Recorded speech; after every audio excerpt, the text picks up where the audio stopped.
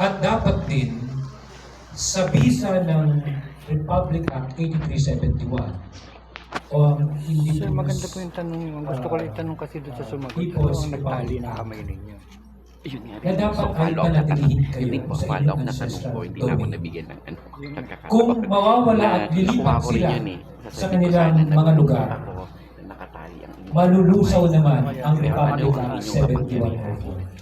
Ito Tama yun. ang mandato ng komisyon upang panatilihing masigla ang mga wika sa Pilipinas. Kung pupunta kami sa inyong lugar, wala na ang mga gumagamit ng wika at kultura. Ano pa ang silbi ng komisyon?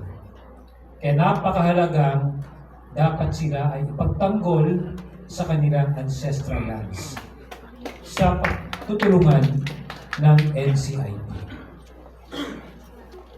Ipanatag po ninyo ang inyong loob sapagkat meron na tayong Memorandum of Understanding sa NCIP at lalo pa natin paigtingin ang socio-political na aspekto na inyong pinaglalaban para sa pagkapanatili sa inyong mga dominion.